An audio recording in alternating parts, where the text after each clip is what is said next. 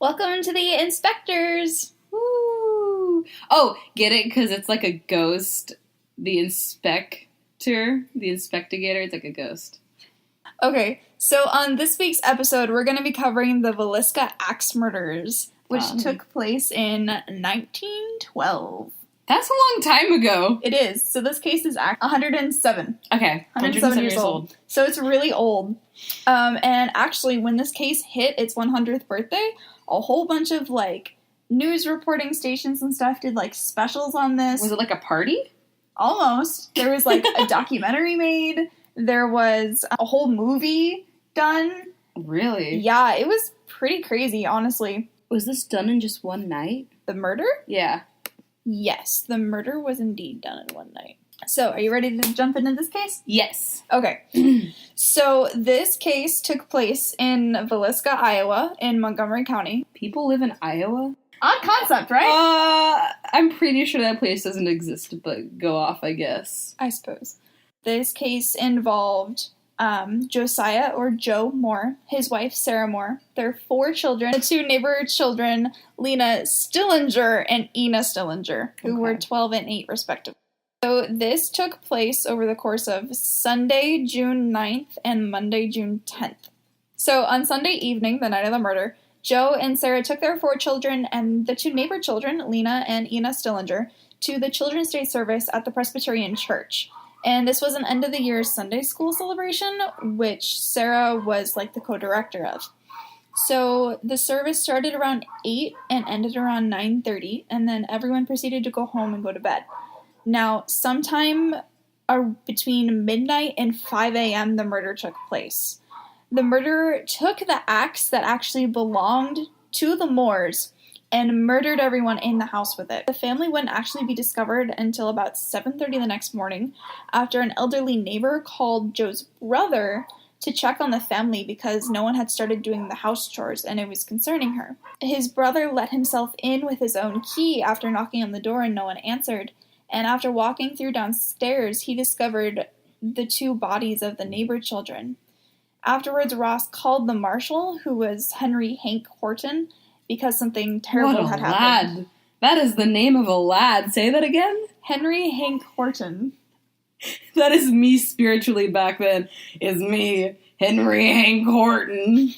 HHH. Go on. Hank wasn't even his name, though. Hank was just his nickname. What did he do to get that? I have no idea. You look like a Hank. Yes, sir. So Hank arrived at the crime scene around 8:30 and confirmed that everyone had indeed been murdered. He also... Those look like dead bodies to me if I've ever seen one. I wasn't marshal for nothing. My mama told me that they were dead, so I believed her. My mama knows about things like this. My mama is informed. She knows what she's talking about. She's seen a dead person. Wait a minute. Wait! Anyway, he also found the murder weapon, which had been left in the room with the Stillinger girls, where they had been sleeping. The funny thing is, the axe had been partially cleaned. Ew. Yeah. So news of the murders ended up spreading really, really fast because this town actually wasn't that big. It had at most 2,000 people in it. Well, that's tiny. Yeah. This is Iowa. Oh, I forgot. It doesn't exist. My bad. So all these people, just don't exist. Mm-hmm. Anyway, the news of the murders actually spread really, really fast, and law enforcement lost control of the scene really, really quickly. Mm-hmm. The marshal had actually come out, and he was like, oh yeah, everybody's been murdered. I don't recommend coming through this house. It's not super great. And everybody went, I'm going to do it anyway. They literally had over 100 people walk through this crime scene. Yeah, no wonder it wasn't solved. Yeah, and in 1912, fingerprinting was still, really new. I was about to say. But because it was so new, all these people coming through this crime scene and contaminating it completely erased all of the evidence. I bet that was his plan. He's like, hey guys, let's go raid the place where the people got murdered. Sounds like a good idea. Put your fingers everywhere. Make sure you touch everything. Yeah, literally. So there's quite a few odd things about this case. One of the first ones is that when Joe's brother Ross got there, all of the doors were locked. Ooh. Yeah. That's weird. So, and it didn't look like thing had been, like, broken into. So everybody was Concept. like, that's odd. One of the other ones was that next to the axe, there was a 2-pound slab of bacon found on the ground that had been taken out of, like, Got a the little ice peckish. chest. Got a little peckish during the murder. Wanted a little bit of bacon. But it was getting a little late. People were going to find me, so I got to leave that slab of bacon on the ground. Maybe he cleaned it with the bacon. He's like, got a little bit of blood on there, got a little sizzle. He was like, maybe I'll fry up some bacon with my axe. Maybe that's why it was a block. He was going to cut up the bacon with, like, the axe he murdered people. That's why he was cleaning it. He was cleaning the axe so he could cut up the bacon so he can cook it after murdering everyone. Oh, that's really dark. I guess. So one of the other things that was really odd was that throughout the entire house, the killer had taken, like, he had gone through everybody's dressers and pulled out their clothes and used them to cover all of the mirrors and all of the glassware in the entire house. Now that's just creepy. Yeah. Maybe guilt? That's kind of what I was thinking, and I wanted to, like, discuss that more in, like, our theories section. Yeah. So we'll hold off on that one. I got you, fam.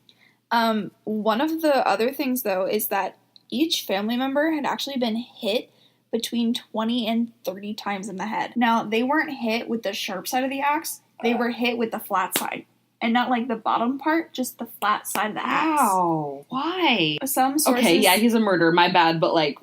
No, so some sources were saying that the murderer probably realized that if he were to use the sharp side, that it would get stuck. Oh, It wouldn't come out, so he wouldn't be able to kill them as fast. Isn't like with fish and stuff, like when you, like, trying to kill a fish, you hit it with the blunt side, then you start chopping it up? Probably. I don't know. Sorry, I don't often do fish.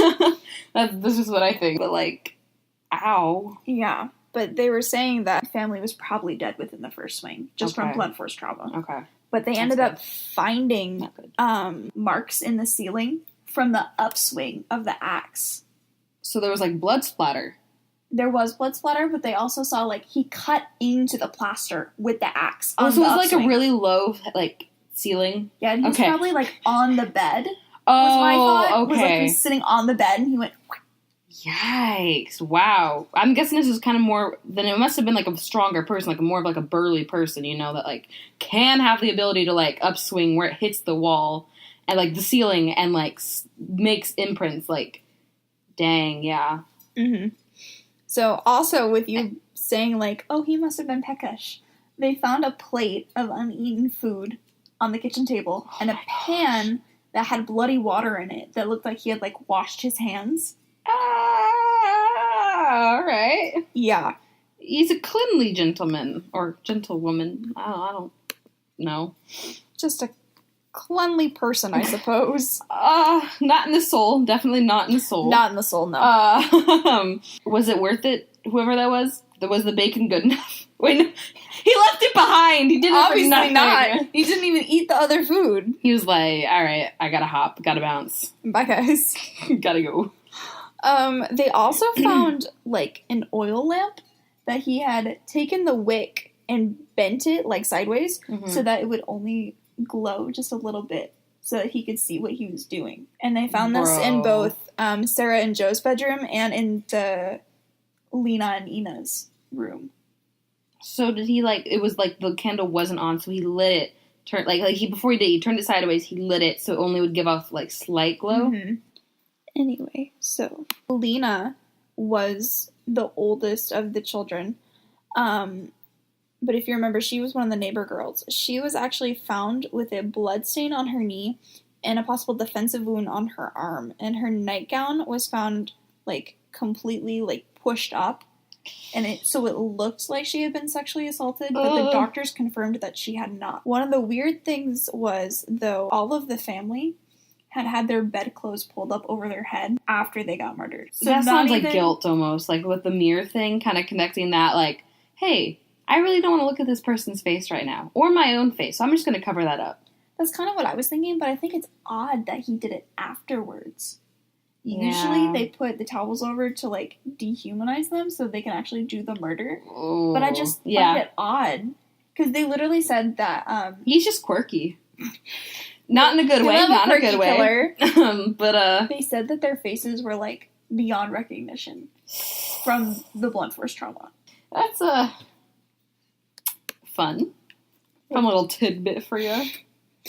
So the funeral for the family was held on June 12th, 1912, and it was reported that thousands of people were to have come. Was it just like the allure, the mystery, or were the people just really well loved? I mean, they were like decently well loved, but it was also just kind of like nobody knew what happened.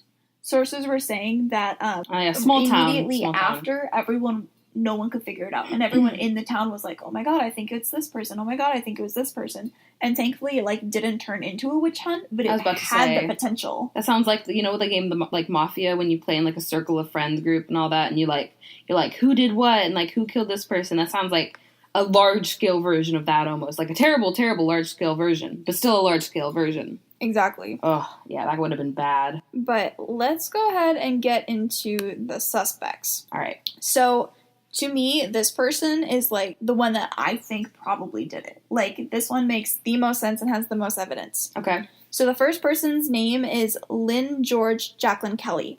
He was an English immigrant and a preacher, and Kelly was listed as a suspect due to the fact that he had been in town on the night of the murders and then left town on the dawn train before the bodies had been discovered. So on the train, he was telling other passengers about the gruesome murders that had been committed in Villisca, which is rather incriminating due to the fact that the bodies wouldn't even be discovered for another 3 hours. Yeah, that's a little concerning. There were also reports that the night Kelly was in town, he was found peeking into the windows of other houses. Yeah, that's a little worrying, if you're just kind of... I mean, I guess you could check up with the neighbors, but at the same time, it's like... there's just little Lynn George looking in on the neighbor's kids, and you're like, I shouldn't worry about that. Like, what? No! How do you not find out, like, a little bit worrying? I don't even know. I don't know. Did people do that back then? Did they, like... I hope not. Well, because they didn't have phones, so it'd be like, how you doing, neighbor?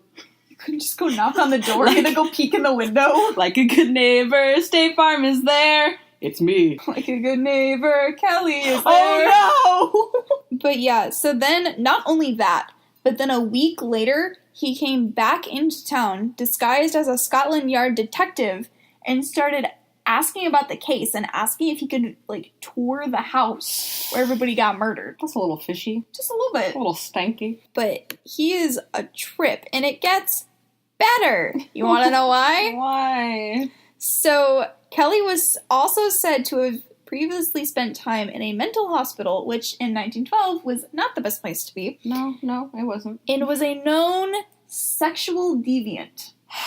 He was also, another fun term for that, is a sexual predator. Yeah.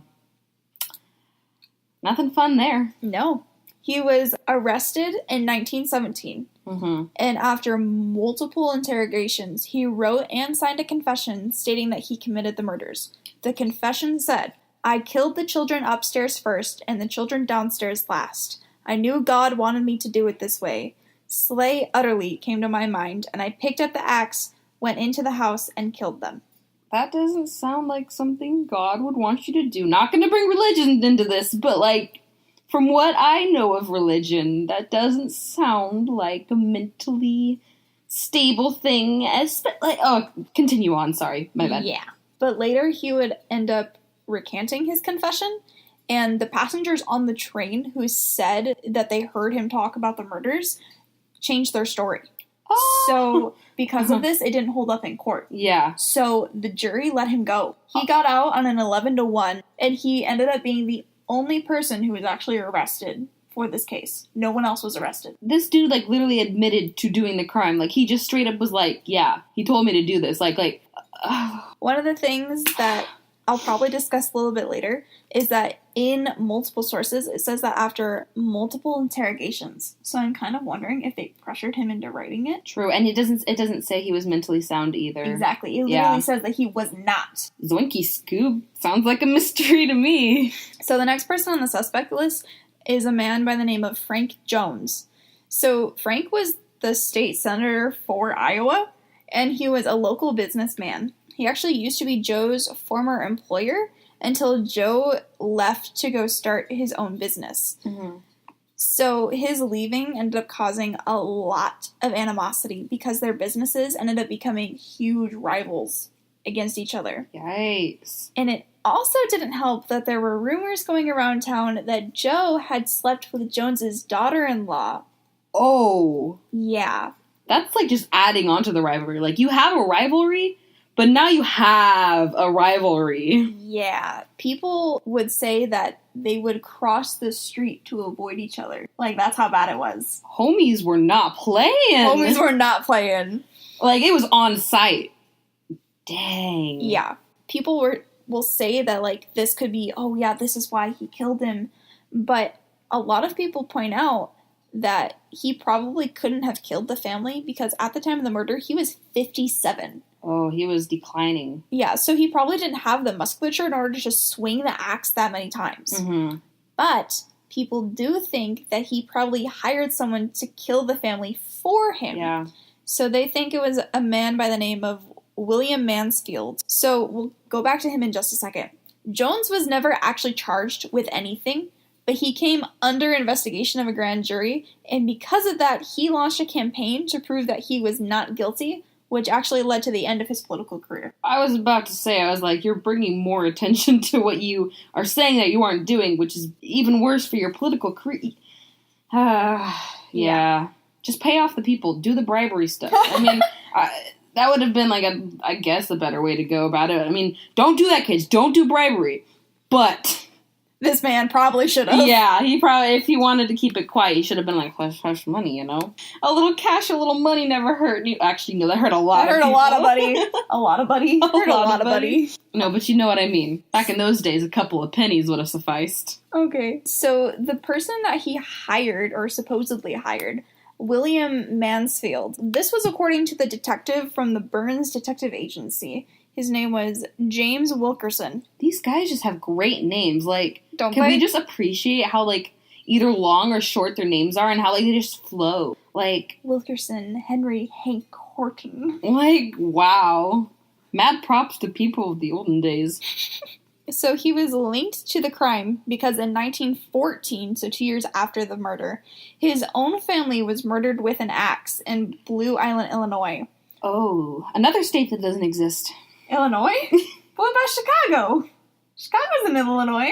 That's what the government wants you to think. I've been to Chicago. Incorrect. That's where the bean comes from. Incorrect. Chicago deep dish pizza?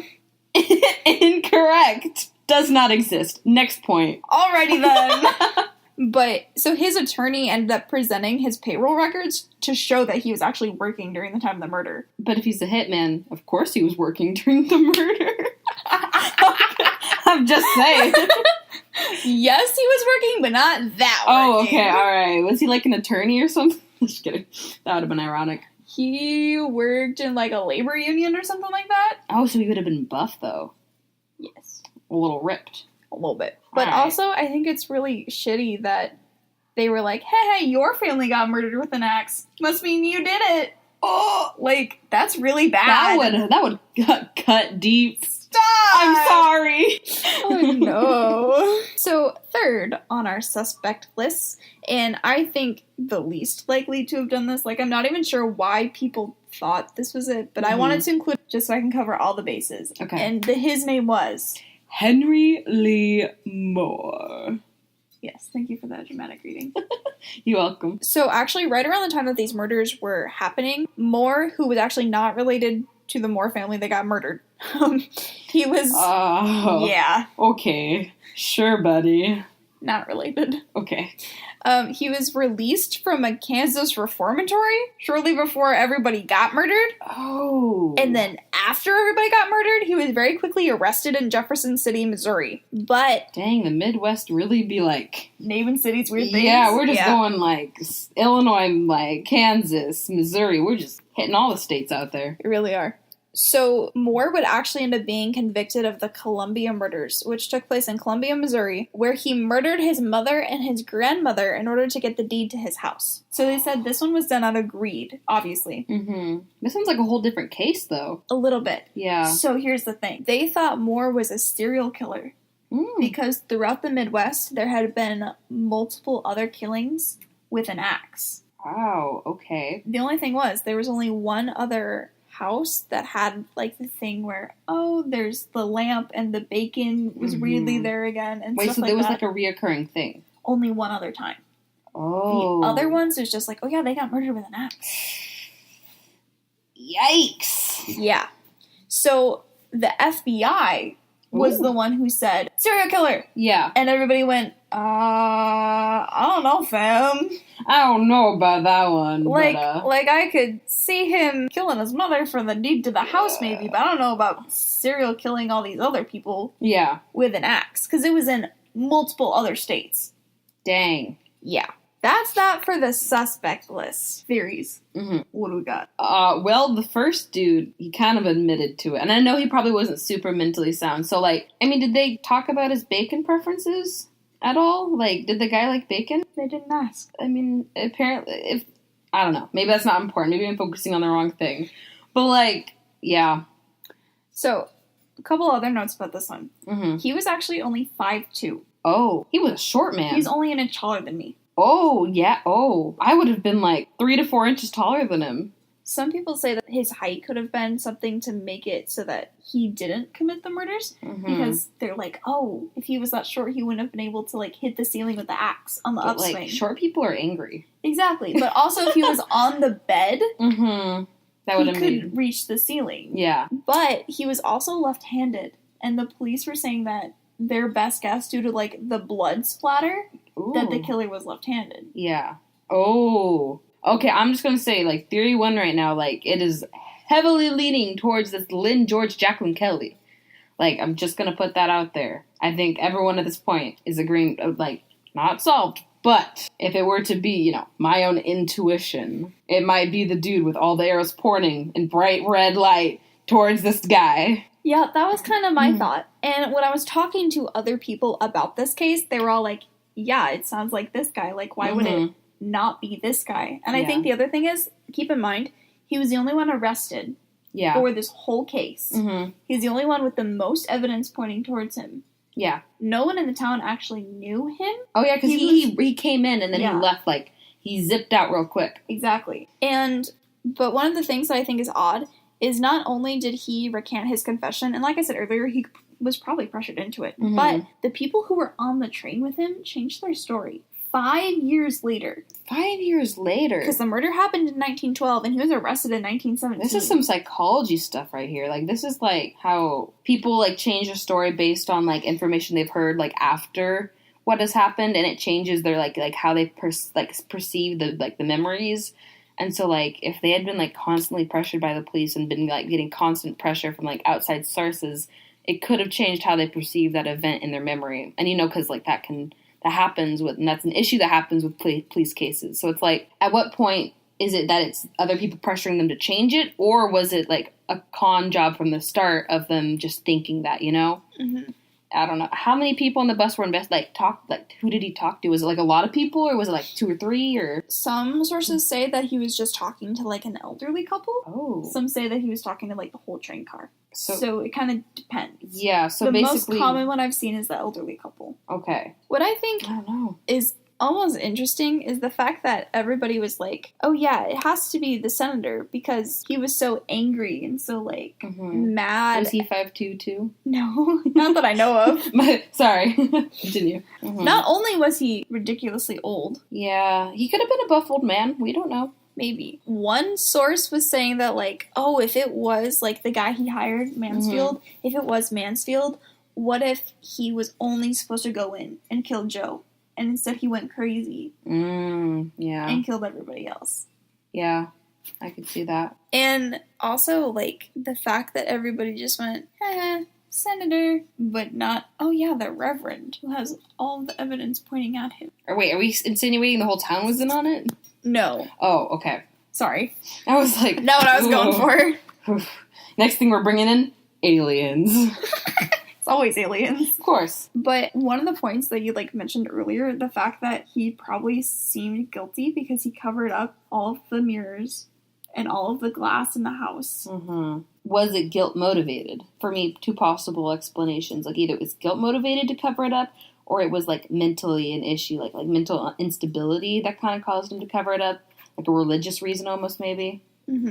I don't know. But that's the whole point. None of us do. Because it's unsolved. Dun dun. What do you think? Wrap this up? Any final comments? Any final thoughts for this? Whack. That's all I'm going to say. It's just whack. Yeah, it's just whack. And I'm like 80% sure. No, 82.5% sure it was that first dude. The Reverend? Mm-hmm. Yeah, honestly, my bets are on the Reverend too because all the evidence points there. Yeah. And I think it's very fishy that the couple or the tourist or the passengers later changed their minds on their story. Yeah, and you know old people. Yeah. That's my best guess. So I think for our last chunk of our podcast. Oh yeah, baby. It's time for the pun territory. Oh yeah. What cool puns do you have for us today, Grace? Oh, you're gonna hate me in a few minutes. So, let's start off with a beautiful nut pun. You get 2 puns per episode. 2 puns? 2 puns. 3 puns. Okay, 3 puns. 3 puns. Let me pick the best ones real quick. So first, we have, a nut named Hazel held up a bank saying, "Give me all the cash you have!" Why? Okay, the second one is, the case against a donut thief was full of holes. You're so proud of yourself right now. I am very proud of myself right now. I love puns. And in canon, we'll use them in a weaponized manner. What do you call an arrogant fugitive falling from a building? What? Condescending. Ding, da, ding, da, ding, ding, ding. Thank you for coming, folks. And that's all we have for you from the Inspectagators. This is Aurora signing off. And this is Grock signing off. Bye.